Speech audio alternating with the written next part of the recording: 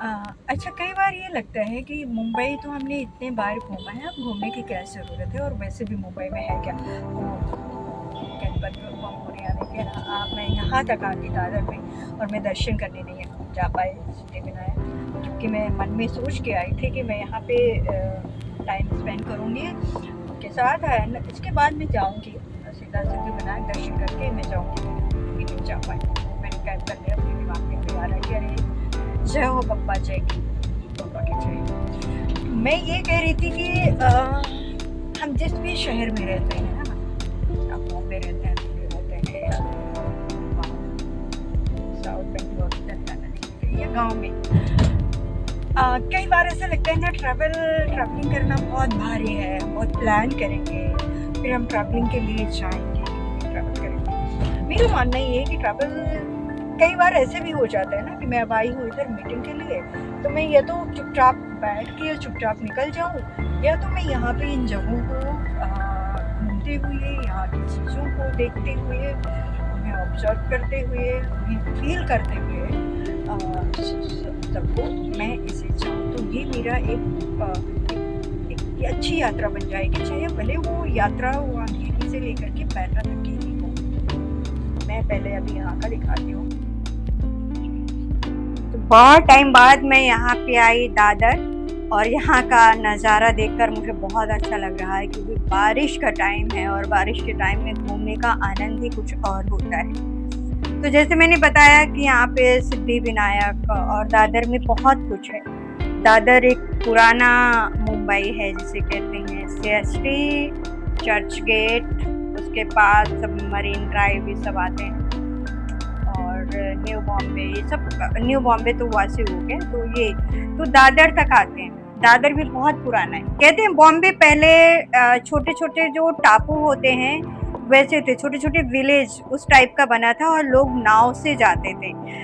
जैसे अभी लोगों को सीएसटी से दादर आना होगा तो वो नाव का यूज करते थे उस जमाने में, ऐसा था दादर। मतलब ऐसा मुंबई हुआ करता था।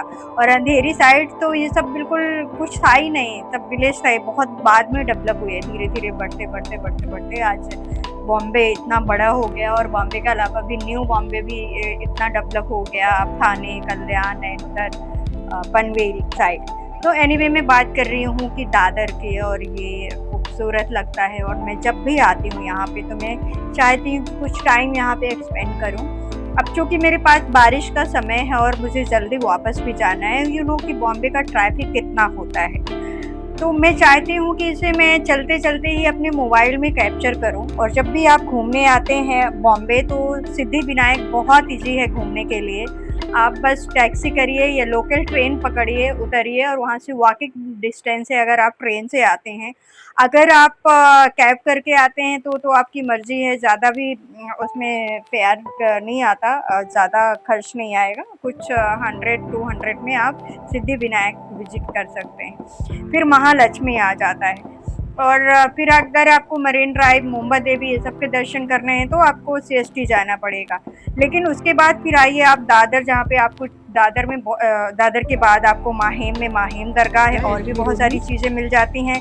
फिर हम आते हैं बांद्रा। बांद्रा में तो बांद्रा खूबसूरत है, जाने जाता है अपने लिए कि वहाँ पे बहुत सेलिब्रिटीज़ रहते हैं, और वहाँ पे चर्च है, माउंट मैरी है, और बांद्रा का जो बीच है वो बहुत ही लाजवाब, बहुत ही खूबसूरत है। और फिर आगे हम चल के आते हैं तो वो खार रोड ऐसे आ जाते हैं, 2-3 स्टेशन आते हैं, खार आता है, और उसके बाद आता है ये सब, एंड इसके बाद इधर आप आते हैं तो जुहू आ जाता है। एंड जुहू में उन्हों की बहुत सारे सेलिब्रिटीज, अमिताभ बच्चन एंड जुहू चौपाटी तो वैसे ही फेमस है, और लोग जब आते हैं तो जुहू चौपाटी आते हैं घूमने के लिए। और इसी तरह से अमिताभ बच्चन जी का बंगला है, ऐश्वर्या का बंगला है, गोविंदा का है, and many celebrities, Boney Kapoor का, एंड काफ़ी सारे लोग जुहू में रहते हैं। पृथ्वी थिएटर भी जुहू में है, जो कि सबसे पुराना थिएटर है, जिसे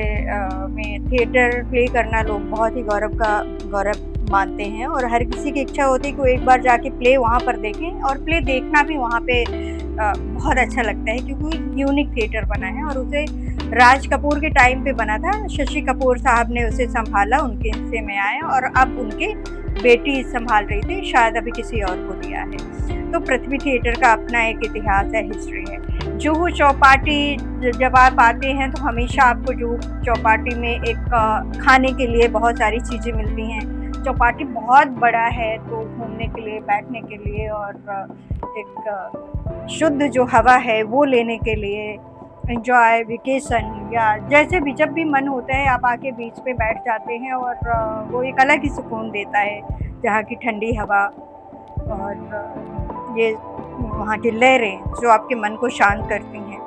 और फिर सेलिब्रिटीज़ के घर हैं और बॉम्बे तो है ही है, बहुत लोग आज को जब आप देखते हैं वीडियो में कि आज भी अमिताभ बच्चन को चाहने वाले इतने हज़ारों फॉलोवर्स हैं जो संडे के दिन उनके गेट के बाहर खड़े हो जाते हैं उन्हें देखने के लिए, एक झलक पाने के लिए, और वो उसे फॉलो भी करते हैं, वो आते हैं, हाथ हिला के चले जाते हैं। तो ये एक क्रेज़ है, लोग वैसे भी वो नहीं भी हो तब भी उनका घर देखने के लिए एक जाके 2 मिनट के लिए वहाँ पे रुक ही जाते हैं। ऐसे बहुत सारे सेलिब्रिटीज़ हैं जिन्हें मैं बताऊँ। यहाँ पे काफ़ी बड़े-बड़े होटल्स हैं, 5 स्टार होटल्स हैं, चाहे जेडब्ल्यू मैरिट हो, प्रिंसेस होटल है, नोवोदय है। तो यहाँ पे लगातार बड़े-बड़े होटल्स हैं, 5 स्टार होटल्स हैं, तो इधर सारे हैं, तो ये तो है ही हैं। और भी बहुत सारी चीज़ें हैं जुहू की, मैं क्या ख़ासियत बताऊँ, जुहू अपने आप में, बॉम्बे का हर एक एरिया अपने आप में ख़ास है। बस आपको, अगर आप ट्रैवलर हैं, अगर आप एन्जॉय करना चाहते हैं अपने ट्रिप को, अपने चीज़ों को आपको देखना आता है, उसमें आप आनंद लेना जानते हैं, तो आपको हर एक एरिया में जब आप घूमने जाते हैं, तो वहाँ की चीज़ों को कुछ न कुछ आपके लिए स्पेशल दिखेगी, ख़ास ख़ास दिखेगी और वहाँ